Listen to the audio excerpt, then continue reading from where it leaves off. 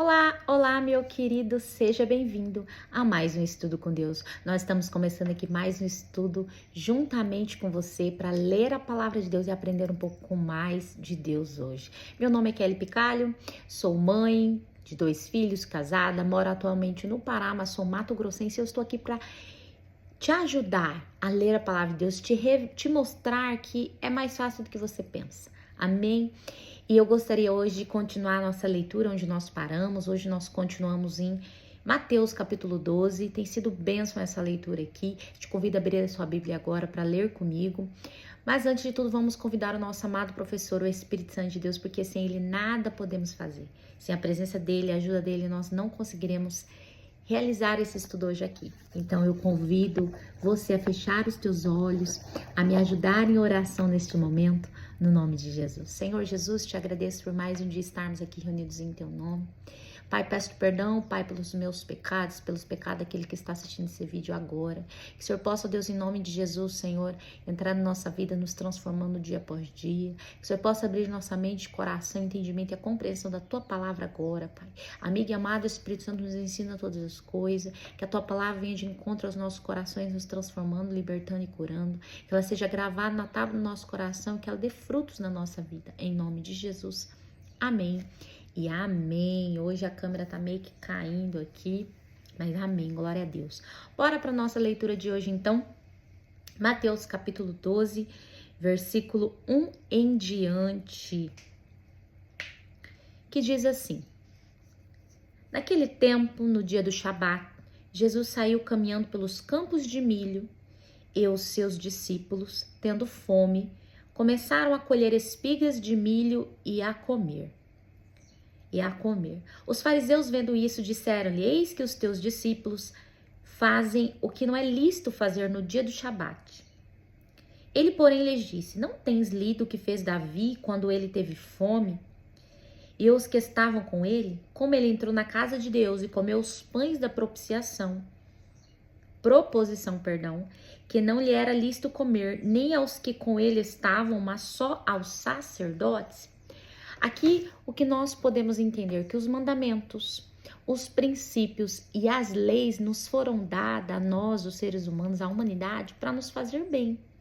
E não para nos trazer uma obrigação prejudicial que nos venha destruir, que venha ocasionar malefícios na nossa vida. Mas a religiosidade e as doutrinas de homens colocam um peso nas costas dos homens, aquilo que não agrada a Deus, afastando os homens da presença de Deus. Infelizmente, é isso que os fariseus faziam aqui neste tempo. E hoje nós vemos a mesma coisa ainda acontecendo.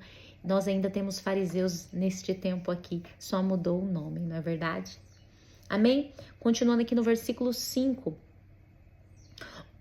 Ou não tens lido na lei que nos dias do Shabat, os sacerdotes no templo profanam o Shabat e são inocentes?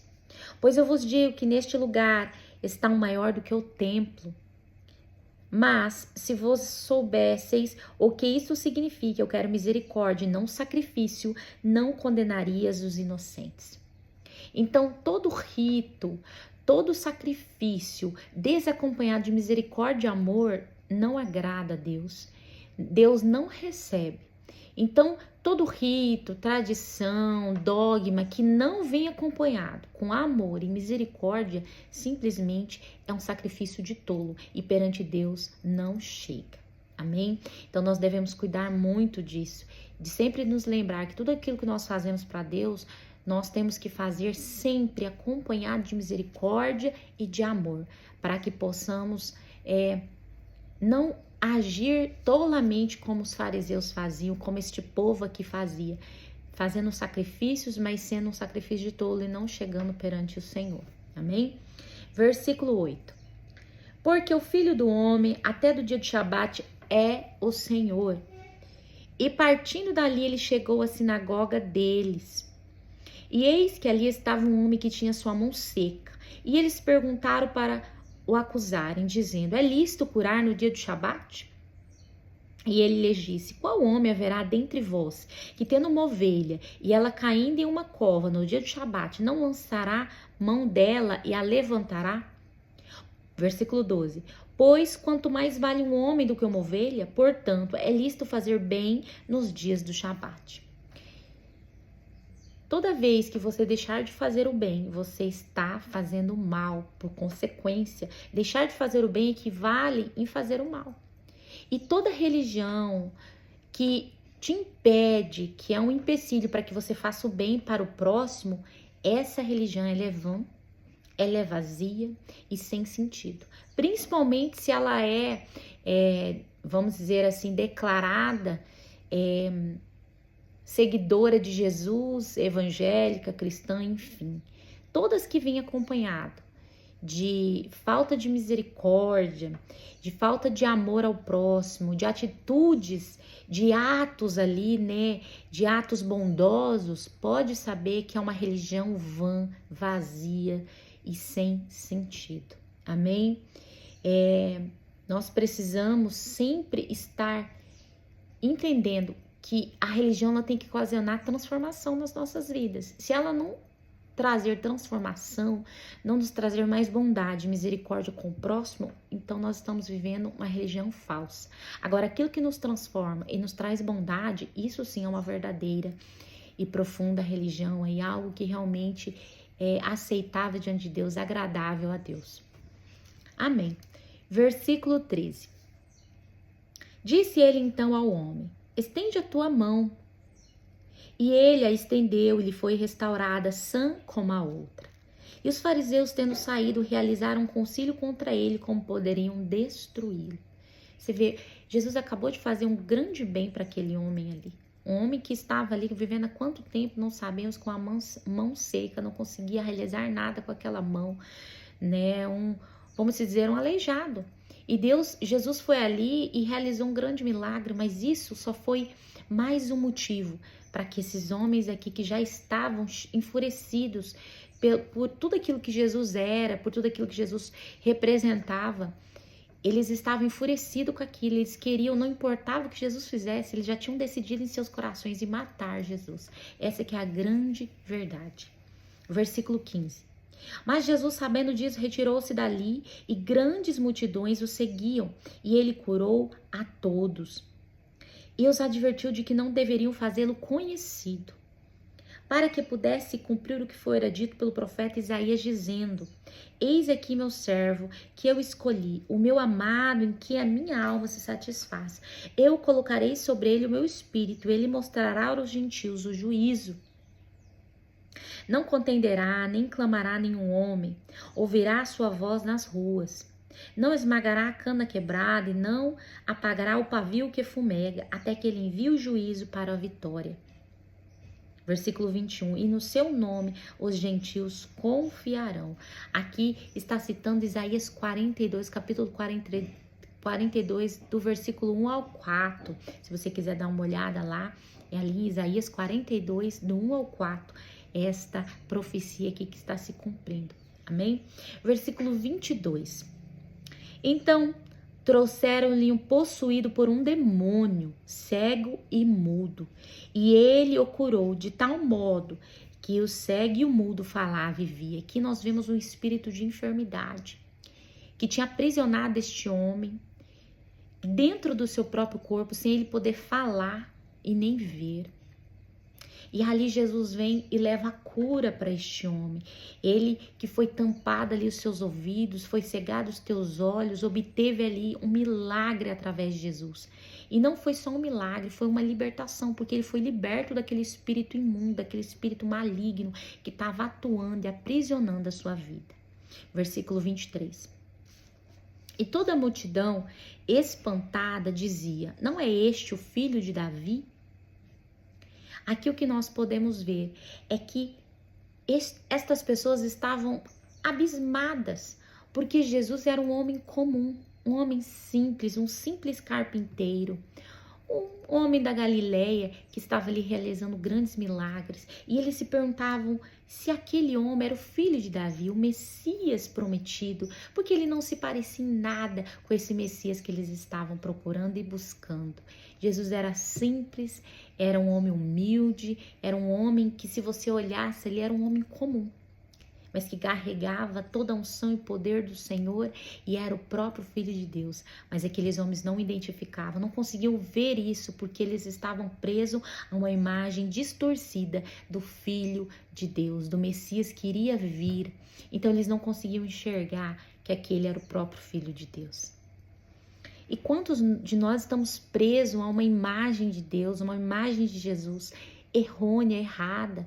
Nós não entendemos quem Ele é de fato, nós não compreendemos quem somos de fato na presença de Deus. Nós estamos presos a um pensamento, a uma doutrina que foi nos colocada e nos ensinada de forma errônea. E nós precisamos sempre buscar ver Jesus como Ele é, ver Deus como Ele é, sabendo quem somos e quem Ele é também para nós. Amém? Versículo... Ai, agora eu me perdi.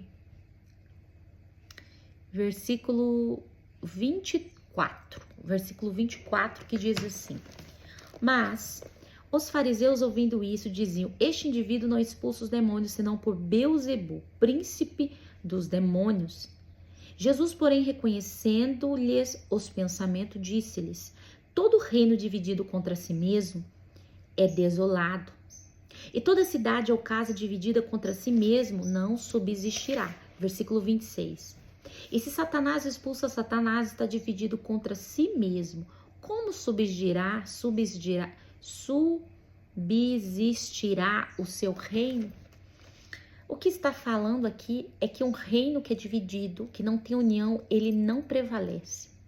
E nós, o povo de Deus, independente da denominação, independente da placa de igreja, nós temos que nos unir, porque todos nós vamos para o mesmo reino. Eu creio no meu coração, independente se você é da Batista, da Assembleia ou se você é de qualquer outra igreja. Todos nós vamos para o mesmo lugar e nós devemos nos unir para que o reino dos céus possa prevalecer. E é por isso que o reino das trevas, de Satanás, tem prevalecido, porque eles são unidos, eles não ficam brigando entre si, não.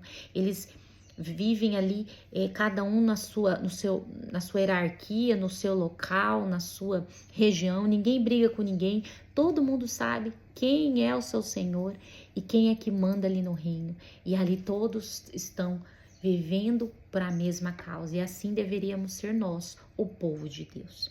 Amém? Versículo 27, que diz assim: E se eu expulso demônios por Beelzebu, por que os expulso então vossos filhos? Portanto, eles serão os vossos juízes. Mas se eu expulso os demônios pelo Espírito de Deus, então o reino de Deus é chegado a vós. Ou como pode alguém entrar na casa de um homem forte e furtar seus bens sem primeiro amarrá-lo? Então roubará a sua casa. Versículo 30. Quem não está comigo é contra mim. E quem comigo não ajunta, espalha. Portanto, eu vos digo, toda espécie de pecado e blasfêmia se perdoará aos homens, mas a blasfêmia contra o Espírito Santo não será perdoada aos homens. E quem falar uma palavra contra o Filho do Homem, isso lhe será perdoado. Mas se alguém falar contra o Espírito Santo, não lhe será perdoado, nem neste mundo, nem no mundo vindouro. E aqui Jesus deixa muito claro que toda palavra falada contra Deus e contra o próprio Jesus ainda será perdoado. Eles nos perdoarão, mas aquele que falar contra o Espírito Santo de Deus, esse não terá perdão. Todo que blasfemar, o que significa? É você dizer que aquilo que é de Deus é do diabo. Quantos de nós estamos muitas vezes blasfemando sem nem perceber? Isso é que é verdade, porque muitos de nós nos colocamos como juízes da igreja. E nós queremos dizer o que é certo e errado sem mesmo ter entendimento. É claro, e graças a Deus, o Senhor, Ele não vai levar em conta os anos de ignorância, mas a partir do momento que você souber que ali você está pecando e continuar fazendo, ali você estará pecando em blasfêmia contra o Espírito de Deus. Então, cuidado com aquilo que você fala. Cuidado, se você não está entendendo, se aquilo ali que você está vendo não te agrada, você não entende, não diga que não é de Deus. Simplesmente peça ao Espírito Santo para te trazer o entendimento e a clareza se de fato aquilo vem do Senhor ou não. E simplesmente entregue para o Senhor, não fique blasfemando, irmão. A igreja hoje, sempre foi assim, mas hoje, principalmente com a internet, ela acusa, ela vive acusando uns aos outros. A igreja, ela briga dentro da igreja, ela briga com os da igreja, ela acusa o próprio povo de Deus, ela persegue a própria igreja, acusando homens de Deus que estão realizando mais do que elas mesmas estão realizando, de hereges, de blasfemos, porque eles não entendem, porque eles não querem entender, porque eles não pedem ao Espírito Santo a compreensão daquilo.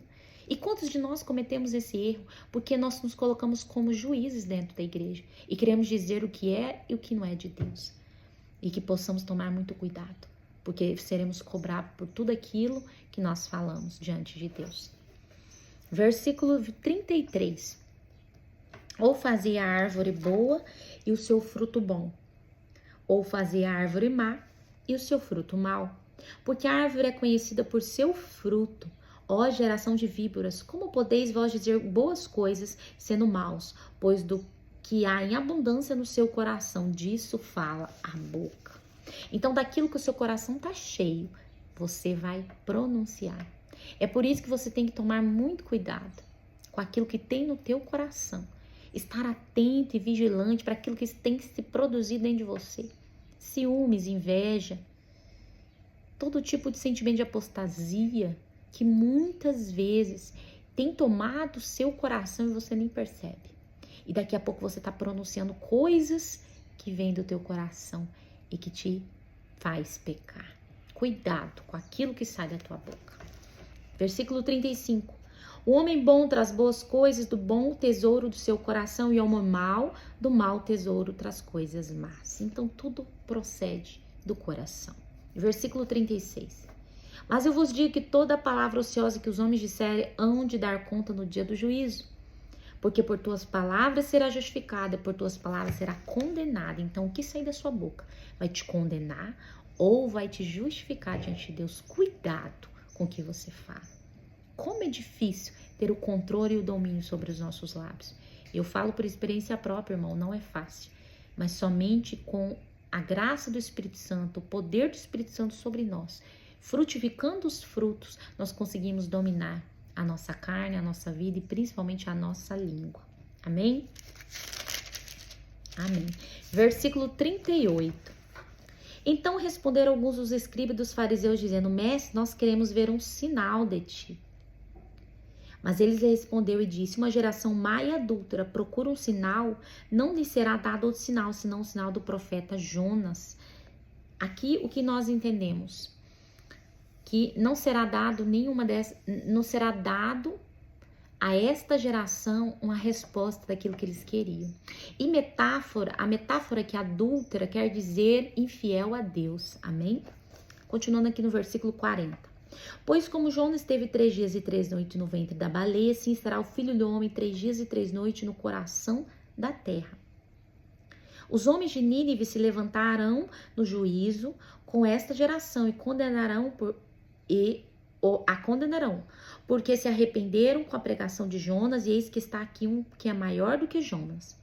A rainha do sul se levantará no dia do juízo com esta geração e a condenará, porque veio dos confins da terra para ouvir a sabedoria de Salomão.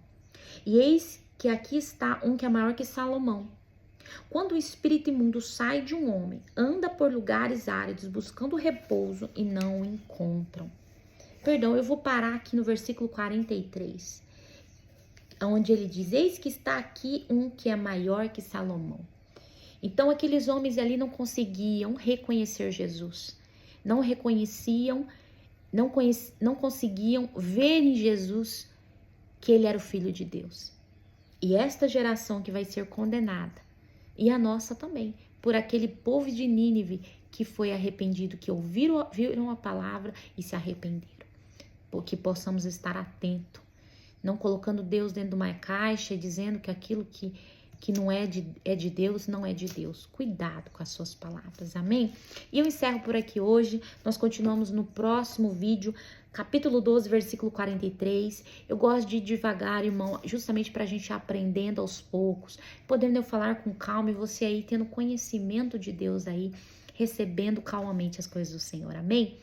E é isso, meus irmãos. Eu quero pedir a você que você possa curtir o nosso vídeo. A sua curtida faz toda a diferença aqui no nosso canal. E muitos assistem e não curtem. Eu gostaria de pedir ajuda. Nos curte este vídeo em nome de Jesus. Se inscreva no nosso canal, ativa o sininho para que você possa receber todo o vídeo que nós postarmos aqui. Amém? Que você possa também, em nome de Jesus, enviar para as pessoas nos ajudando na divulgação. Amém? Comentar aqui nos comentários de onde você está assistindo esse vídeo, vai ser muito bom saber também.